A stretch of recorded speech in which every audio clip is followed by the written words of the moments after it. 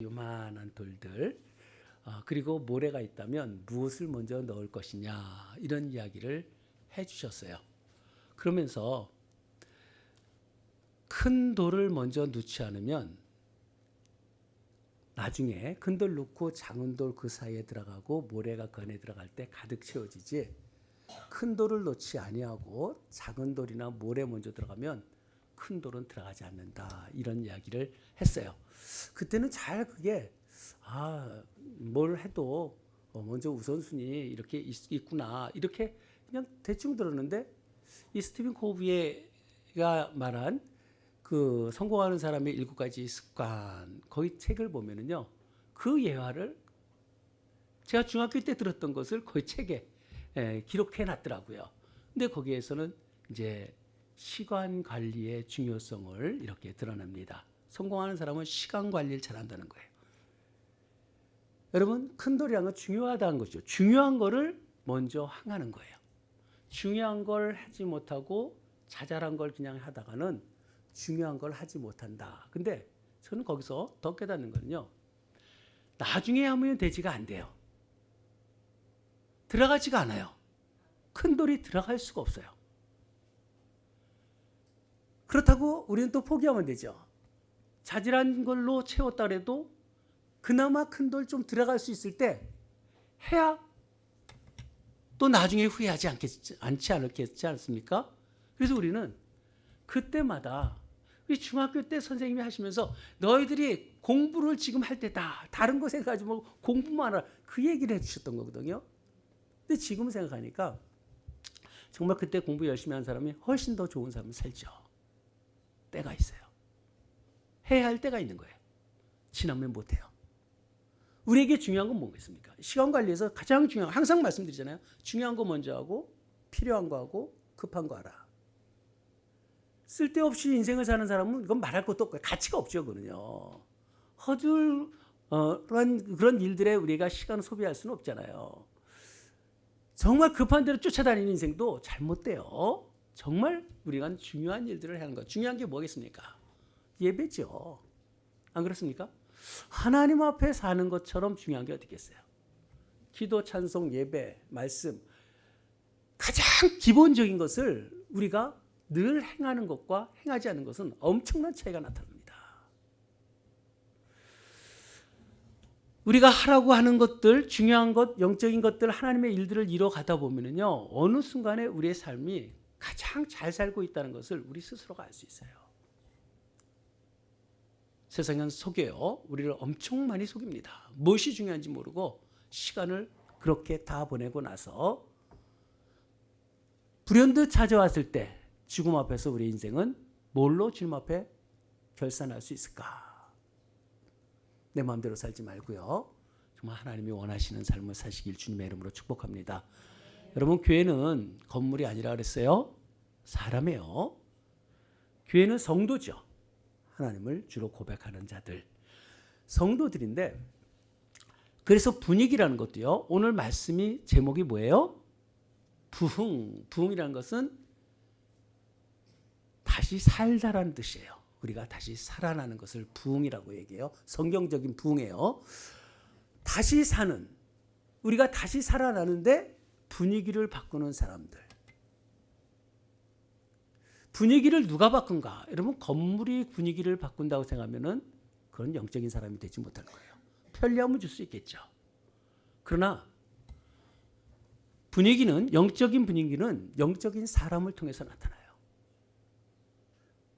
어떤 사람이 모여 있느냐에 따라서 분위기가 달라요. 똑같은 장소에서도요, 성령 충만한 사람들이 모여서 예배드리면요, 말씀에 받아들이는 것과 찬양이 넘치고 기도가 간절해지고요, 성도의 교제가 아름답게 사랑스러워요. 그러나 같은 공간이라도요,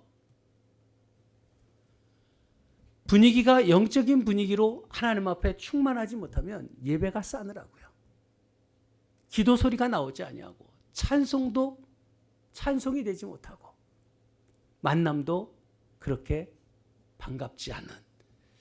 여러분, 어떻게 우리가 분위기를 만들어 갈 것인가? 여러분은 어떤 사람입니까? 여러분 부흥의 사람들입니까?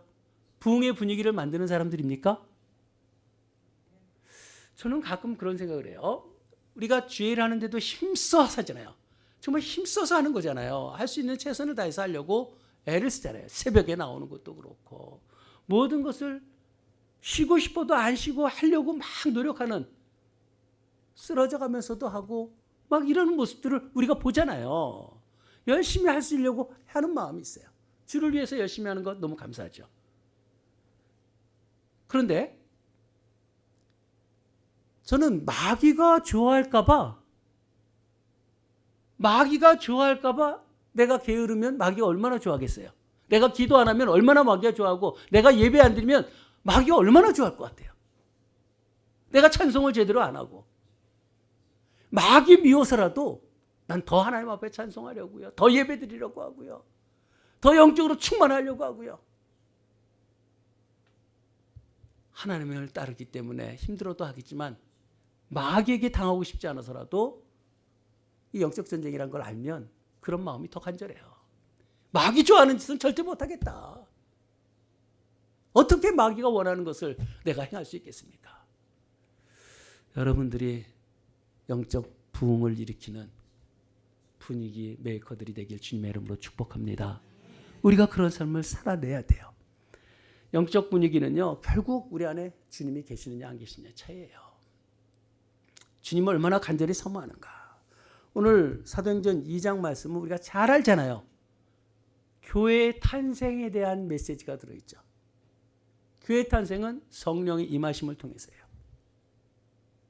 성령이 임하시고 베드로가 뛰쳐나와서 말씀을 선포하지 않습니까? 이것을 우리가 오순절 설교라고 우리가 말을 해요. 이 설교를 하는데 예수님의 일대기를 쫙 이야기하면서 예수님의 그 능력을 선포하잖아요. 그리고 그분이 하나님의 아들이신 것을 선포하고요. 그분이 우리를 위해서 십자가에 달려 죽으시고 부활하셨다는 것을 선포합니다. 그 말씀을 들은 자들이 우리는 어찌할꼬 주님이 그런 표현하는 거예요. 그러니까 베드로가 그렇게 얘기해요. 그런데 그분을 죽인 자가 바로 너희들이다 라고 선포하니까 저들은 회개하잖아요. 이 폐역한 시대 속에서 너희들이 구원을 받으라 라고 베드로가 외칩니다. 그때 3,000명이 넘는 사람들이 세례를 받고 주님 앞에 돌아오는 역사가 나타난 거예요. 여러분, 베드로가 말할 때 베드로를 죽이려는 사람이 있었어요. 베드로가 말할 때 회개하는 사람이 있었어요. 예수님이 말씀을 전할 때 예수님을 통해서 구원받는 사람이, 치료받는 사람이 있었는데 예수님이 말씀을 전하는데 그로 인해서 상처받고요. 예수님을 죽이려는 사람들이 있었어요. 왜? 나와 다르니까. 오늘 우리에게 3,000명이 모인 것도 우리 대단하지만 그보다 더 놀라운 것은요. 그리고 나서 삶이 변화되었다는 거예요. 오늘 42절의 말씀을 보시길 바랍니다. 그들이 사도의 가르침을 받았대요.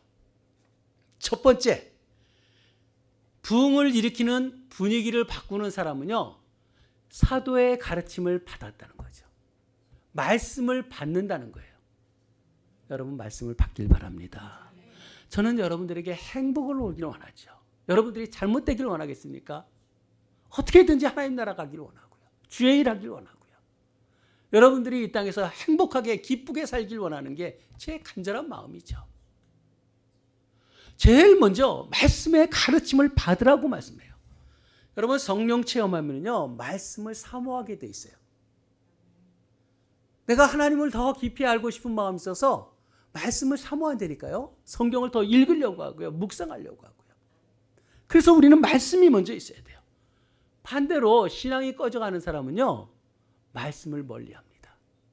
성경을 읽지 않아요. 성경이 들어오지도 않죠. 성경이 읽혀지지도 않아요. 그리고 말씀을 들어도 말씀에 감동이 없어요. 말씀에 오히려 부딪힐 때가 있어요. 여러분 평생 살면서 여러분 말씀에 부딪히지 않길 주님의 이름으로 축복합니다. 성도님들이요, 간혹 그러니까 자신이 잘하고 있으면 상관이 없는데 자신이 잘못하고 있으면 꼭 자기한테 하는 말 같았고 거기에 시험 드는 사람들이 있어요. 목사가 전하는 것은 하나님의 말씀을 그대로 전하잖아요. 전하는데 자기가 그러지 못하면 거기에 상처를 받나요? 여러분 절대로 하나님의 말씀이면요, 그게 하나님의 말씀이라면 여러분들은 말씀에 부딪히지 않길 주님의 이름으로 축복합니다. 말씀에 부딪히는 것은요, 말씀을 대적하는 것과 같아요. 하나님 말씀에 대적하는 순간 어떻게 되겠습니까? 말씀을 대적해서 자신의 신앙이 온전히 이뤘을 수 있겠어요? 그래서 말씀에 이렇다 저렇다 할 게 없어요. 성경이 말씀하는 오늘 사도의 가르침을 받아 하면은 말씀을 받는 거예요. 내가 하나님의 말씀이 이렇게 중요하구나. 말씀을 들어야 되는구나. 이걸 깨닫는 거예요. 하나님의 말씀을 불리듯 우리가 우리 마음속에 뜨거움이 있을 정도로 정말 단내가 나도록 하나님의 말씀을 사모하며 하나님 앞에 사는 그러한 삶이 되길 주님의 이름으로 축복합니다. 내가 그렇게 살지 못할 때 말씀이 우리에게 임하면 내 영혼을 깨우시는 거잖아요. 안 그래요? 그래서 어찌할꼬 회개하잖아요. 나를 깨우시는 거예요. 근데 교만한 자들은 어떻게 돼요? 바리새인들은 예수님을 죽이려고 하잖아요. 베드로를 죽이기로 마음을 결정하잖아요. 이걸 알아야 돼요. 내 영혼의 상태가 어떤 상태인지, 정녕 하나님의 말씀을 내가 받고 있는지 안 받고 있는지, 이거 무서운 메시지예요. 우리가 하나님의 말씀을 정말 들으려고 하는지 아니면 듣고 그냥 흘리든지 아니면 그것에 상처를 받는다든지. 신앙생활하면서요, 우리가 말씀을 잘 받는 것, 이게 말씀을 잘 받는 것이 분위기를 만드는 그러한 사람이 되어질 것입니다. 여러분들이 다 그러한 사람들이 되길 주님의 이름으로 축복합니다. 두 번째는요, 서로 교제하고 떡을 떼며라 그러잖아요. 여러분 서로 교제하고 떡을 뗀다. 이건 44절에 한번 또 이어서 볼게요. 44절에 보면 믿는 사람들이 다 함께 있어 모든 물건을 서로 통용하고 재산과 소유를 팔아 각 사람의 필요를 나눠주고 46절에 날마다 마음을 같이하여 성전에 모이기에 힘쓰고 집에서 떡을 떼며, 여기서 떡을 떼며라는 말이 나오죠. 기쁨과 순전한 마음으로 음식을 먹고, 이 서로 교제하는 거예요. 모이기에 힘쓴대요. 날마다 같이하여 성전에 모이기에 힘쓰는 거예요. 여러분 그렇습니까? 전심으로 모이는 것을 기뻐하는 거예요. 떡을 떼며 기쁨이 있대요. 순전한 기쁨이 있대요. 여러분 기쁨이라는 것은요, 우리에게 성도들에게는 얼마나 중요한가. 기쁨이라는 것은요, 우리가 어떤 조건이 좋아서 기쁜 게 아니에요. 교회에서, 우리 신앙에서 기쁘다는 것은 상황과 상관없이 하나님이 나와 함께 계신다는 걸 알 때 기쁨이 생겨요. 이걸 아세요? 기도하다가 힘든 문제를 가지고 기도하다가 하나님이 이 기도에 대해서 응답하시면 그 순간에 나에게 기쁨이 확 터져 나오거든요.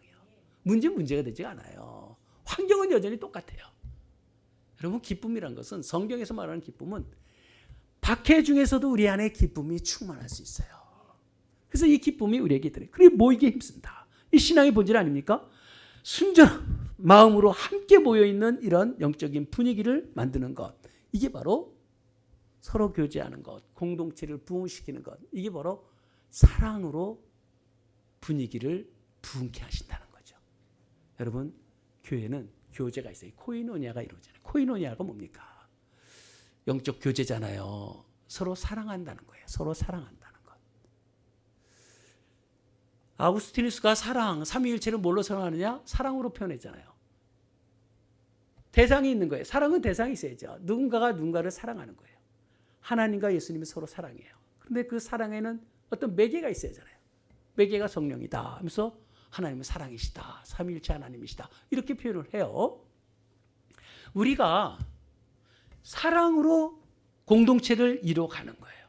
서로가 음식을 같이 먹고 마시는. 여러분 사랑하지 않으면 같이 음식을 먹으려고 해요? 사랑하지 않으면 음식 먹으려고 하지 않아요. 사랑하니까 같이 먹으려고 하죠. 그게 식구예요. 하나님의 나라 가족이 되어지는 거죠.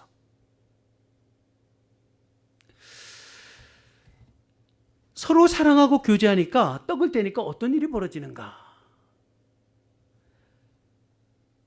44절에 믿는 사람들 다 서로 모든 물건을 통용한대요. 물건을 서로 통용한다. 이 자본주의 사회 속에 이런 일이 벌어질 수 있어요? 공산주의, 사회주의를 우리가 그렇게 나쁘다고 얘기하는데 그들은 빼앗아서 나눠주는 이런 것이지만 교회는요, 하나님 나라는요, 자발적으로 서로 통용을 한대요. 45절은 재산과 소유를 팔아서라도 각 사람의 필요로 나눠준다는 거예요. 이게 불가능할까요? 이 시대에 우리가 살아가는 것은 정말 불가능한 것 같지만 여러분, 우리가 하나님 나라를 이루어가는데 같이 힘쓰는 분들에게 아끼고 싶은 거 있어요? 전 제 마음속에서 아끼고 싶은 거 하나도 없어요. 내 목숨이라도 주고 싶어요. 주를 위해서 열심히 사는 분들에게. 전부예요. 전부 다 주고 싶어요.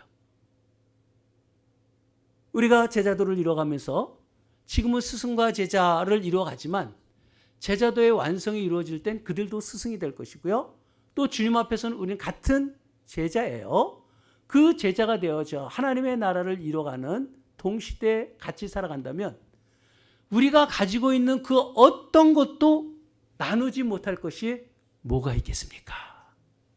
안 그렇습니까? 뭘 그렇게 우리가 움켜쥐고 살겠어요? 하나님의 나라를 안다면 그 하나님의 백성으로서 우리가 그 삶을 사는 거예요. 그래서 우리가 하나님의 말씀이 우리가 받으면은요, 오늘도 지금 말씀을 받고 있잖아요. 하나님의 말씀, 사도의 가르침을 받아서 떡을 떼고 교제하는 거거든요. 하나님의 말씀은 사랑이잖아요. 사랑의 메시지를 우리가 받았어요. 받으니까 즉각적으로 나타나는 게 서로 통용하잖아요. 이게 왜 그래요?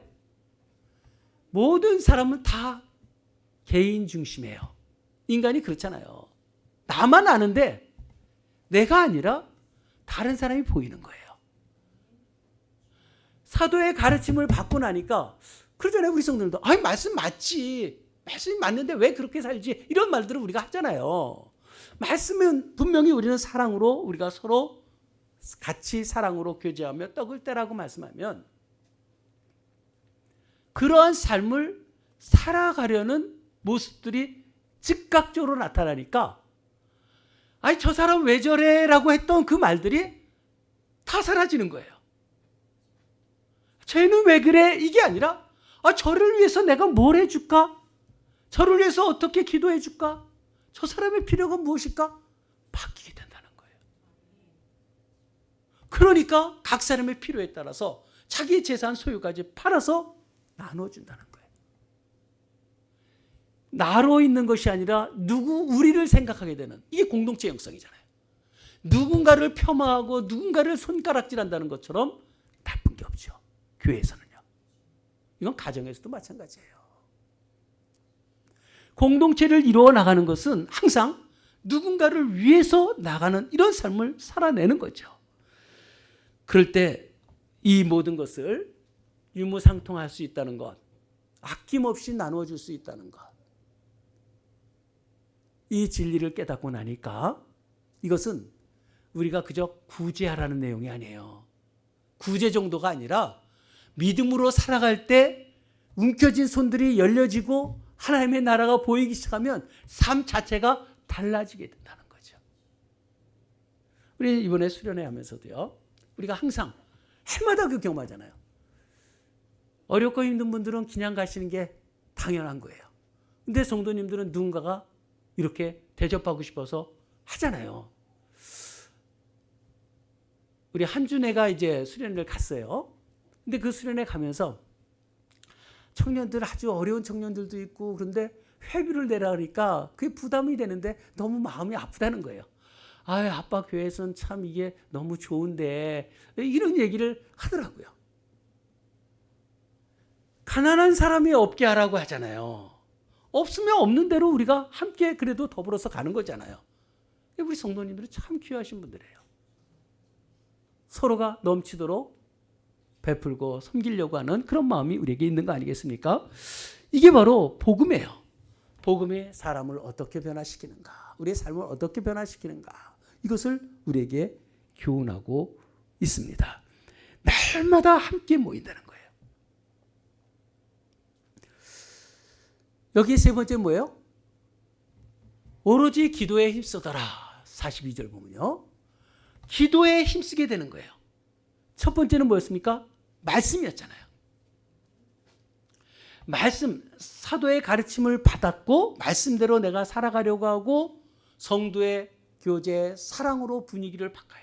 말씀 듣는 것으로 분위기가 확 달라지고 그리고 사랑으로 분위기가 확 띄어지고 그 다음에 오로지 기도에 힘쓰니래요. 오로지 기도에 힘쓴다. 여러분 전념한다는 말을 해요. 전념. 기도에 전념하고 있는 거예요.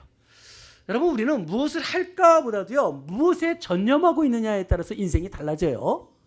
내가 무엇에 전념하고 있느냐. 여러분 예수 믿는 것과 예수 안에 들어와서 하는 것은 달라요. 예수님 앞에 내가 신앙생활 믿고 등성등성 이런 것이 아니라 주님 안에 완전히 들어와 있는 그러한 삶은 완전히 다른 삶을 살아가죠. 이게 전념이에요. 한 방향에 우리가 주님으로 우리 인생의 목적은 주님이잖아요. 주님에 탁 자신을 묶어놓고 주님 앞에 살면 그게 묶인 게 아니라 자유를 잃은 게 아니라 진정한 자유를 찾게 되는 거죠. 주님 앞에 붙들릴수록 우리는 참 자유를 얻고요. 참 평안을 얻고요. 참 행복도 그 안에 있는 거예요. 대충 신앙생활 해보세요. 여러분 그것이 행복할 것 같아요? 하나님 없으면 행복할 수도 있겠죠. 하나님을 믿는 사람은 대충 할 수가 없어요. 대충 할수록 더 괴로워지는 거죠. 인생이 괴로워요. 허망하게 느껴지는 거예요. 오늘 기도에 더 전념하라고 말씀하고 있습니다. 기도로 분위기를 바꾸는 종들 되길 바랍니다. 아주사의 그 부흥이 일어날 때도요. 웨슬리의 부흥이 일어났는데 왜 우리는 부흥이 일어나지 않습니까? 이곳에 그냥 지나가지 마십시오 하면서 한 연약한 여인의 그 안타까운 소리가 작은 소리가 옆에 그 울음소리로 모든 사람들에게 마음을 울리기 시작하고 진정한 부흥 운동이 일어나잖아요. 여러분 기도로 간절하게 하나님 앞에 교회를 부흥을 위해서 기도하는 분이 있다면요. 그 영적인 분위기를 바꾸는 사람이에요. 그분이 바로 하나님 나라를 이뤄가는 종들이죠. 말씀을 잘 받고 또 말씀대로 사랑을 행하며 살아가고 오로지 기도에 힘쓰며 하나님 앞에 나가는 이런 모습들. 여러분 기도를 왜 하지 않습니까? 기도하지 않는 것은 너무 간단해요. 믿지 못해서 그런 거예요. 아니 이룰 게 얼마나 많습니까? 우리가 구할 게 얼마나 많아요. 근데 안 하는 것은 내가 그것을 믿지 못함 때문에 그래요. 안 믿으니까 못하는 거예요. 아니면 영적 싸움에서 패배하고 있든지. 사람의 신앙의 온도는요. 기도의 온도예요. 기도하는 만큼이에요. 여러분 기도하는 사람들 보세요. 기도를 열심히 하는 사람들은 행복해 보이지 않으세요? 눈도 반짝반짝하고요. 기도 열심히 하면서 우울한 사람 못 봐요. 기도 열심히 하는 사람은 마음이 기뻐갖고요. 그 안에 충만함이 나타나잖아요. 사랑에 교제하는 사람도 마찬가지예요. 움켜진다고 행복합니까? 말씀을 받는 것도 그렇잖아요. 말씀을 안 받으면 괴로워요. 말씀 받는 사람은 즐거워요. 행복해요. 성경에 기록된 대로 하는 게 우리의 삶을 얼마나 행복하게 하는지 몰라요. 근데 왜 그것을 그대로 하지 못할까? 영적 문제예요. 그를 가지고 더 하나님 앞에 매달려야 하는. 하나님의 말씀대로만 살면 정말 행복하죠. 예수님도 그렇게 말씀했어요. 교회는 만민이 기도하는 집이다. 기도하는 집이에요. 기도하는 곳이에요. 성도는 기도하지 않고는 성도가 될 수가 없어요. 믿음이라는 것, 성도라고 하면서 교회 다닌다고 하면서 그 믿음은 사실 믿음이 아니라 관념이에요. 관념. 또 좀 더하면 자기 신념이고요. 기도하지 않는 자들은 기도하는 사람이 진정으로 믿는 사람들이죠. 진정 믿음이 있다면 기도하면서 하나님 앞에 나아가게 될 것이고요. 그 기도가 나를 변하는 건 너무 당연해요. 기도하는 사람 다 변하니까. 기도하면서 변하지 않는 사람이 어디 있어요? 기도해서 다 변하잖아요, 사람들이요. 기도하니까 공동체가 변해요. 기도하는 사람을 통해서 공동체가 변해요. 그 가족들이 변하더고요. 기도하면 공동체만 변합니까? 세상이 변화돼요. 세상이 다 변해야 돼요. 오늘 말씀 속에서요. 47절 보세요. 하나님을 찬미하고 온 백성에게 칭송을 받으니 이 세 가지를 행하니까요. 말씀을 받았어요. 말씀에 붙들린 사람들이죠. 그러니까 부흥의 분위기가 확 살아나요. 두 번째는 떡을 떼는 교제하는 사랑의 교제가 나타나고요. 세 번째는 오로지 기도에 힘쓰니까 그 다음부터 나타나니까 하나님을 찬미하는 거예요. 찬송하게 되고요. 모든 백성들이 칭송을 하는 거예요. 세상 사람들이 그리스도인들을 바라보는 거예요. 예수 믿는 사람이 저러네. 세상에서 예수 믿는 사람들이 제일 욕을 많이 먹는다 그러잖아요. 거기에다가 주께서 행하실 일이 뭐예요? 구원받는 사람들의 그 수를 날마다 더해 주신대요. 이거 누가 하는 거예요? 주께서 하시는 거예요. 구원은 우리가 하는 일이 아니에요. 저 사람은 구원받게 하소서 한다고 구원받는 게 아니라 주님이 우리가 이 세 가지를 이뤄가면서 우리가 복음을 전하면 주님이 그 일을 행하신다는 거예요. 구원받는 사람이라 그러잖아요. 구원받는 사람을 날마다 더하여 주신다는 거예요. 우리가 생애 가장 놀라운 초대를 준비하고 있어요. 세상에서 분양하우스 오픈한다고 보라고 초대할 때도 있고요. 결혼식 잔치에 참여하라고도 할 수도 있고요. 여러분 그 어떤 잔치보다도 생애 가장 놀라운 초대. 이것은 개인의 영혼을만이 아니라 너와 내 집에 구원을 얻는다 그러잖아요. 개개인의 문제가 아니에요. 이것은 그의 인생만이 아니라 그 가족도 주님 오실 때까지 그의 역사들이 어떻게 변화될지 모르는 거잖아요. 누군가에게 저에게 복음을 전해줘서 제가 예수 믿게 됐고요. 제가 목사 될지 생각도 못했는데 목사가 돼버렸어요. 그리고 내 자녀들이 하나님을 믿게 되고요. 자손들이 하나님을 믿게 되고 또 우리 성도님들에게 말씀을 전하게 되고 또 여러분들이 누군가에게 또 말씀을 전하게 되고 이거는 헤아릴 수 없는 놀라운 복이죠. 영원한 것을 우리에게 주시는데 개인의 인생만이 아니라 그 가족, 그 후손들까지 어마어마한 이런 엄청난 복을 지금 우리에게 축복의 자리로 인도하라는 거예요. 이거 당연히 우리가 해야 될 일 아닙니까? 세상에 다른 거는 다 못해도 좋아요. 가장 중요한 거 먼저 하라 그랬어요. 가장 큰 돌을 놓아야만 우리가 다음 것들을 채워놓을 수가 있는 거예요. 이렇게 중요한 것이 어디 있겠습니까? 아니 제가 성도 많이 오면 제가 돈을 많이 법니까? 아니면 제가 더 목회가 편해집니까? 제가 그런 마음을 가지고 하겠어요? 하나님의 일하는 것은 하나님의 명령이기 때문에 하는 거예요. 힘들어도 하는 거예요. 우리들 속에서 이런 하나님에 대한 나라, 하나님의 나라인 간절함이 우리에게 있어갖고 주의 일들을 이뤄가는 가장 중요한 것들. 여러분 교회 분위기가 왜 이래 이렇게 말하는 사람 없길 바랍니다.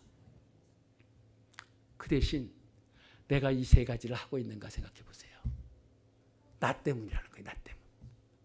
또 누구 때문에 이렇게 교회가 부흥된다는 것도 우리가 알 수가 있어요. 그나마 우리가 교회가 든든히 서가는 것도 왜 그런지 우리가 알 수 있는 거 아니겠어요? 어떤 사람이 될 건가? 힘들어도 하나님이라고요. 마귀 좋아하는 일은 강아지 미워서 뼈다귀 안 남기는 하는 건데 여러분 마귀가 좋아할 일은 하지 마세요. 끔찍하죠. 마귀 좋아하는 일은 정말 내가 안 하겠다 이런 마음을 갖고 그래도요 더 하나님 앞에 악착같이 주님 앞에 서 있는 거예요. 그러다 보면 은혜를 주시잖아요. 자신을 점검하세요. 내가 말씀을 잘 받고 있는가? 생명의 말씀이에요. 말씀은 생명이에요. 우리에게 생명을 주는 말씀. 말씀 받아서 손해볼 일이 어디 있습니까? 오늘 이 세 가지 한다면 우리 행복해지는 거예요. 하나님이 일하게 되고요. 말씀을 받고요. 오로지 기도에 힘쓰고 성도의 아름다운 교제, 사랑의 떡을 나누는 이런 하나님의 사람들 다 되어서 하나님을 기쁘게 하고 참된 삶을 살아내는 하나님의 백성들이 되기를 주님의 이름으로 축복합니다. 기도합시다. 우리의 우선순위의 문제, 그리고 내 삶, 내 감정 별거 아니에요.